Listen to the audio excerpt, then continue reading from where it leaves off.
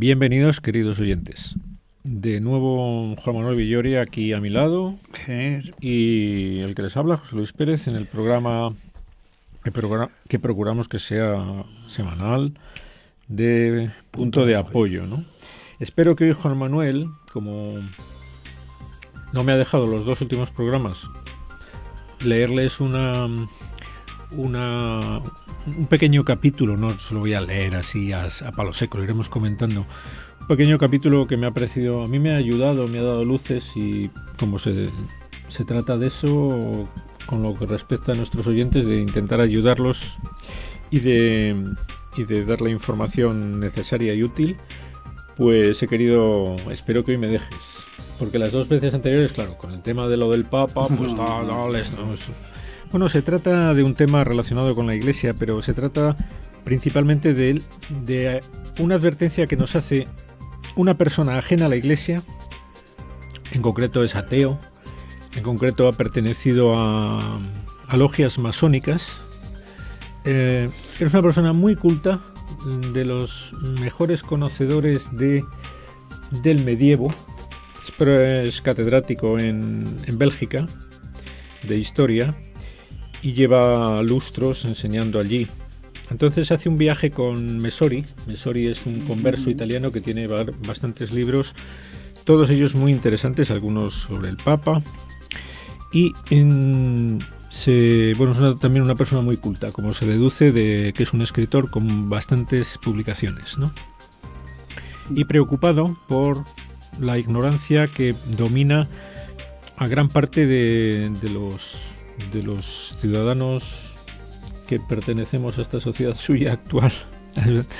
Entonces nos cuenta en este libro que ha escrito sobre las leyendas negras de la Iglesia, que es muy interesante porque no nos damos cuenta de la cantidad de mentiras que nos hemos tragado, que nos han colado goles por la escuadra a todos los católicos respecto a la historia de la Iglesia, al significado que la Iglesia ha tenido en el desarrollo, en el progreso, en el bienestar de la sociedad, lo mucho que le debe la sociedad, el mundo en general, a la Iglesia. Y se da cuenta este buen hombre Messori de que vivimos acomplejados, que nos tienen acoquinados, que estamos a la defensiva, que estamos pensándonos que nos hemos creído que somos los culpables de tantos males de la sociedad actual, y que no, que es totalmente un error calculadamente difundido a sabiendas de que es falso precisamente por los enemigos de la Iglesia. Pero nos chupamos el dedo los católicos, nos lo creemos todo, y de ahí muchas de nuestras actitudes realmente incomprensibles para personas incluso no creyentes, pero que son buenos conocedores de la historia, y dicen, pero estos católicos ¿a qué juegan? Pero si es que le están contando milongas, le están contando mentiras, y ellos todavía en una actitud de sumisión, de sensación de que han hecho algo mal, a la defensiva. Es lo contrario, lo que espera de nosotros la gente que conoce la historia, y la gente que no la conoce, porque, como digo, es un deber de responsabilidad el conocer la historia de la Iglesia, el conocer, como digo, lo mucho que ha hecho por todos, y ser agradecidos y difundirlo, ¿no? Aunque solo sea por amor a la verdad. Es que te voy a decir una cosa, esto que me está diciendo parece que es de hoy, que está ocurriendo hoy, no es de hace muchos años que esto está ocurriendo, pero hoy, todos los días que yo leo la prensa, y varios ejemplares distintos de varias tendencias incluso, pero es que en todos te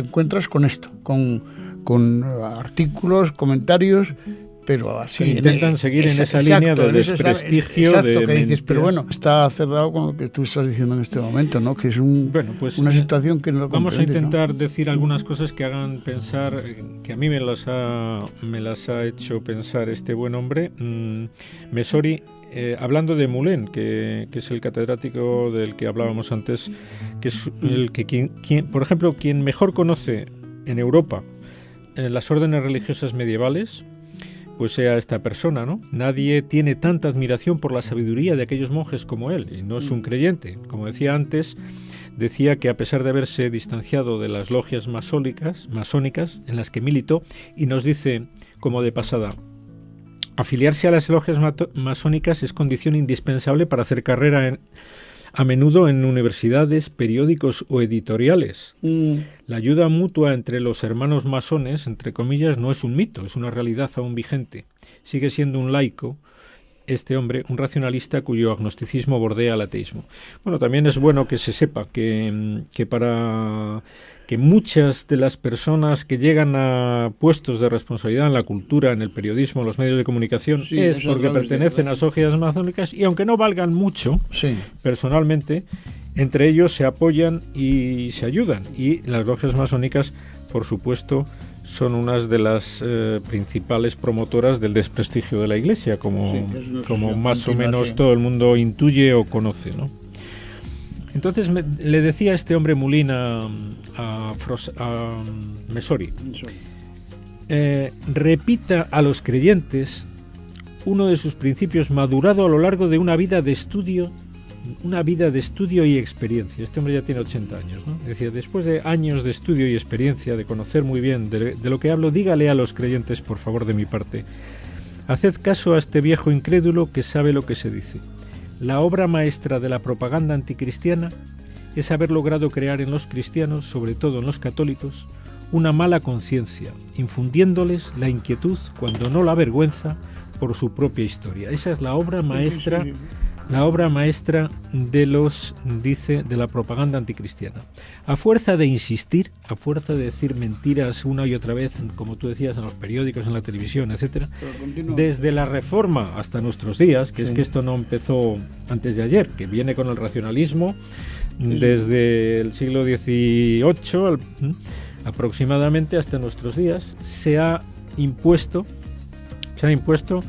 esta propaganda anticristiana. Se trata de intentar borrar la influencia que la fe ha tenido en la cultura y transformarla, sustituirla por otras influencias, el racionalismo, la ilustración, etcétera, que ya veremos qué consecuencias han traído para la sociedad, totalmente perversas, nefastas y negativas, ¿no? Cuando venían propagando que había que eliminar a la influencia de la fe y de la Iglesia porque era la causa de todos los males. Pues dice este hombre, hay una ley, que es la ley de la causa y el efecto, que deben ustedes también aplicar en historia. Si los efectos de la influencia de la fe fueron los que fueron, y luego nos lo dice bien claro, y los efectos de la apartar de la fe la cultura actual están siendo los que están siendo, no hay más que ver lo que ocurrió en el siglo pasado como consecuencia de doctrinas ya alejadas de la fe, como fueron el materialismo, el socialismo, el comunismo, todas las mayores catástrofes, el siglo más sangriento de toda la historia, el siglo XX, consecuencia de todas las doctrinas racionalistas de apartar la cultura de lo que de la influencia de la fe. Dice más adelante, habéis acabado incluso por respaldar, por creer a feministas, homosexuales, tercermundistas y tercermundialistas, pacifistas, representantes de todas las minorías, contestatarios y descontentos de cualquier ralea, científicos, humanistas, filósofos, ecologistas, defensores de los animales, moralistas laicos. Habéis permitido que todos os pasaran cuentas, a menudo falseadas, casi sin discutir. Ahora mismo es cierto esto, ¿no? Vienen estos con sus teorías y nosotros a veces nos quedamos diciendo, pues tendrán razón. Pues esa nos advierte este hombre, que no es creyente, repito, para que se sepa, porque le da cierta autoridad y cierta validez, ¿no? Porque también alguno puede decir, ¿qué van a decir los creyentes? ¿No? Nos lo dice una persona muy culta, muy... como hemos dicho antes, catedrático de historia, una de las... Está viendo de forma... Nos lo está diciendo. Habéis permitido que os pasaran cuentas a menudo falseadas, casi sin discutir. No ha habido problema, horror o sufrimiento histórico que no se os haya imputado. Sois la causa de todos los males para esta gente. Y vosotros, casi siempre ignorantes de vuestro pasado, habéis acabado por creerlo, hasta el punto de respaldarlos. Vosotros, casi siempre ignorantes de vuestro pasado. Y esto nos lo dice una persona que no es ignorante del pasado, de la sociedad europea actual y nos lo recuerda.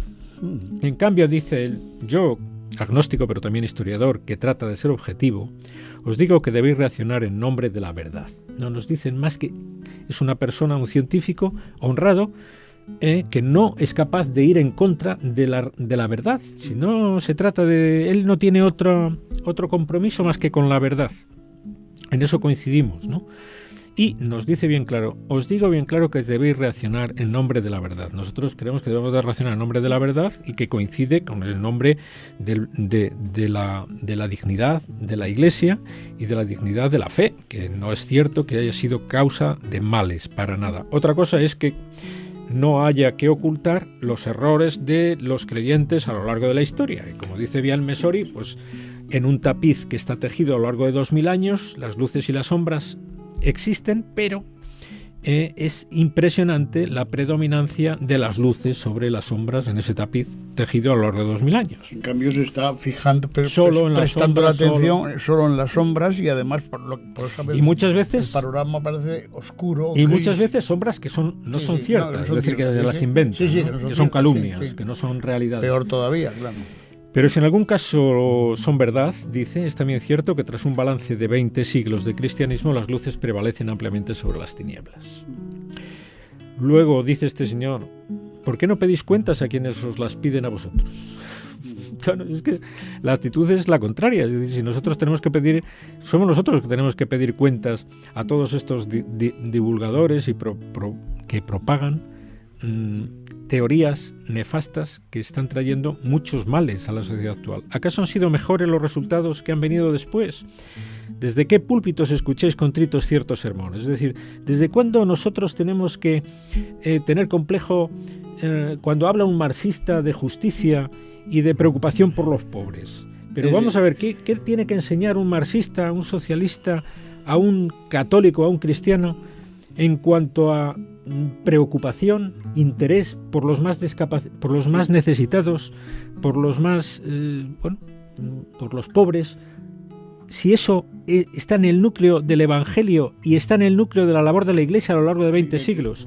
Puedo decir que algunos católicos dan mal ejemplo, también es cierto. Sí. Y quizás en algún caso pues sea verdad que a algunos le cuesta el conocer la doctrina de Jesucristo porque no han topado con personas auténticamente creyentes que le han deformado. Pero a lo largo de la historia, pero bueno, claro, volvemos otra vez a citar a los papas con perdón, pero han estado continuamente transmitiendo estos valores del Evangelio, ¿no? En concreto una de las grandes mentiras que hay muy incrustadas en muchas mentalidades es la Edad Media. A cualquiera ahora mismo cualquier periodista de estos de pacotilla que escribe sin tener ni idea de nada, como son la inmensa mayoría de los que salen de las facultades de nuestras universidades de periodismo, la inmensa mayoría, por desgracia, la Edad Media se identifica con oscurantismo, con siglos oscuros.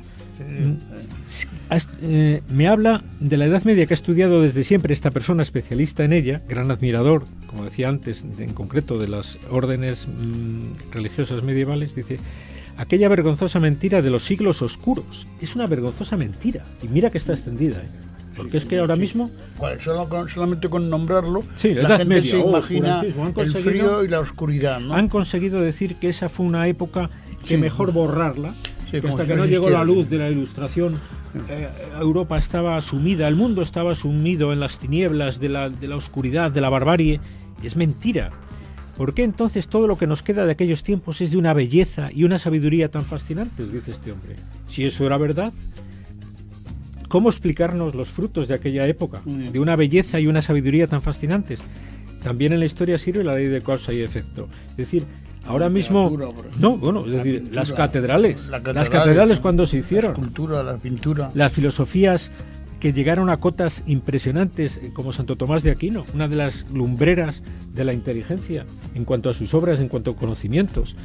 Era un monje medieval. Sí, que no ha sido superado desde entonces. No. Entonces hay miles de gracias a que algunas se han conservado hasta nuestros días, porque la barbarie que iba a liberarnos se dedicaron a quemar, como aquí en España se dedicaron a quemar los restos de monasterios, de bibliotecas, de la Iglesia, solo porque eran de la Iglesia. Vinieron a iluminarnos y nos iluminaron con hogueras de libros, de iglesias, y que menos mala que en la Edad Media se construía como se construía, con piedras, que a pesar de los incendios, los muros se libraron en algunos casos.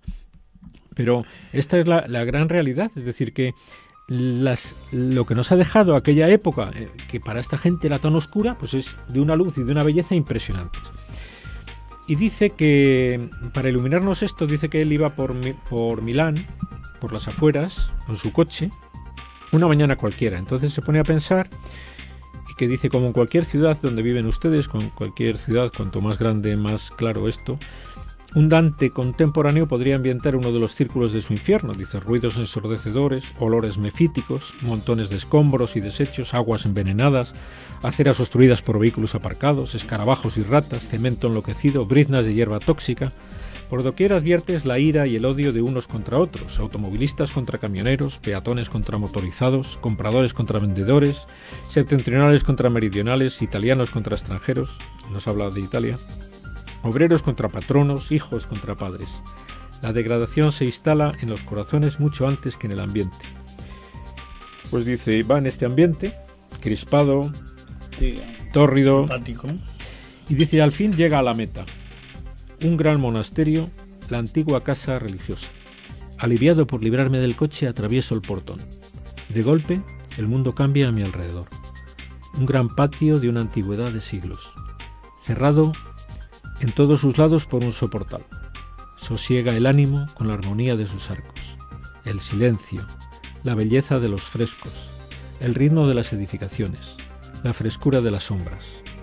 Más allá del patio se ve un amplio jardín, último reducto en cuyos árboles se ha refugiado todo lo que sobrevive o vuela en la tierra desolada de las inmediaciones. La hospitalidad de los religiosos te hace sentir que esa gente, pese a todo, intenta hacer el bien y cree que todavía es posible amar. Con una mezcla de ironía y angustia pienso en la venganza de la historia de los últimos 2 siglos, poblados por gente diversa pero unida por un furioso intento de suprimir los signos cristianos, empezando por las congregaciones religiosas. Por la necesidad de destruir con esos lugares de paz y belleza vistos como inmundos rincones de oscurantismo, anacrónicos obstáculos en la senda sobre la que edificar el soñado nuevo mundo. Es claro, ¿no?, el contraste que hace este hombre de y que nos plasma muy, muy claramente, muy plásticamente el fruto, el fruto que está dando este apartar la vida religiosa. En concreto, esa manifestación, las congregaciones religiosas que intentan destruirlas, bueno, se intentó destruir cuando se implantó el racionalismo, expulsando, ilegalizando. Después se intentó, como hemos dicho antes, en España en la Guerra Civil, arrasar con personas, objetos, incendiar, instituciones, destruir, que tuvieran la más mínima relación con la Iglesia. No digamos nada fuera de España, pues lo que pasó con el comunismo en otros países, con el fascismo en otros países. En concreto Hitler, como persiguió a la Iglesia Católica también. Pues todos estos contrastes es lo que nos debería hacer pensar a los católicos el que es mentira que la Iglesia que la Iglesia es donde tiene que estar la esperanza de que vuelva a haber una sociedad como la medieval, donde reinó lo que más añoramos todos en la sociedad actual y no lo conseguimos, que es el triunfo de la sabiduría, de la belleza, de todos los silencio, de todos los valores que hicieron posible esas obras de las que ahora nos estasiamos viéndolas, como decía antes, retablos, edificios, catedrales, libros, monasterios, los que se han librado, libros, pinturas, es decir, todo. Ahora tienen un valor incalculable, porque son muy escasos y son los que vinieron de entonces. Ahora mismo el arte actual, el pensamiento actual, con honrosas excepciones, es una auténtica porquería comparado con los frutos que dio el pensamiento y el arte, la espiritualidad, la literatura, en las épocas en las que la sociedad estuvo pues fructificada, estuvo pues no me sale la palabra, fertilizada, esa es la palabra que buscaba. Estuvo la sociedad fertilizada por la fe, ¿no? Sigue diciendo Messori, ahora, más allá del muro que resguarda el jardín, tenemos el fruto del radiante mañana prometido. Esto lo dice con ironía. Más allá del muro de ese monasterio que resguarda el jardín, tenemos el fruto del radiante mañana prometido. Jamás en el mundo, en nombre de la humanidad, se volvió más inhumano. Y esto no se debe a la Iglesia, se debe a que se ha intentado apartar la doctrina de la fe que la Iglesia transmite de la sociedad. Jamás el mundo, en nombre de la humanidad, se volvió más inhumano. Se han truncado las expectativas. La realidad y la esperanza de un mundo más habitable perduran. ¿Pero por cuánto tiempo? En estos residuos religiosos que han sobrevivido, por milagro, por azar, por obstinación de los cristianos, que resurgen cada vez que son eliminados. He perdido el hilo de la lectura. Dice, la realidad y la esperanza del mundo más habitable perduran en estos residuos religiosos que han sobrevivido a la furia de los iluminados. Y las causas de que hayan sobrevivido, pues algunas obras de arte que nos recuerdan esa época tan querida, que debemos considerar tan añorada, tan fructífera, y echarle en cara a los que siguen pensando que fue una época de oscurantismo y su ignorancia, su tremenda ignorancia y su incoherencia cuando admiran los frutos de aquella época. Sus hijos y nietos se refugian también aquí para lamentarse de todo cuanto se ha perdido y para alegrarse de que se hayan salvado algo de la rabia de los destructores. Yo esto pienso mucho aquí en nuestra España, que es uno de los sitios donde más, donde se conserva un gran patrimonio artístico y pictórico, artístico, pictórico, de todo tipo de variedades de arte. ¿Qué sería esto si eso es lo que sobrevivió a la destrucción masiva que hubo en la última guerra civil, en la desamortización, en todos los intentos de borrar de la faz de la cultura y de la tierra todos los vestigios de la Iglesia, que han sido muchos, ¿no? Y se ha destruido mucho? Pero bueno, algo se ha salvado de la rabia de los destructores y hay que alegrarse. Dice, si por el fruto se reconoce al árbol, quizás haya que extraer alguna conclusión de ello, aunque sea para proseguir con la admonición de Moulin, el catedrático del que hablaba, el viejo historiador agnóstico a los creyentes, causa y efecto. También nosotros tenemos nuestros cadáveres en el armario, es lo que hablábamos antes, no está libre los católicos, los religiosos, de tener errores. No es ese el ambientillo normal. Y ojo, dice, con querer disimularlo. No es lo propio de la Iglesia. Exacto. Disimular, ocultar las miserias de la Iglesia, sino lavarlas y denunciarlas. La realidad cristiana siempre mezcla lo divino con lo humano. La Iglesia es casta et meretrix, según sentencian los padres. Y así son y fueron siempre sus hijos.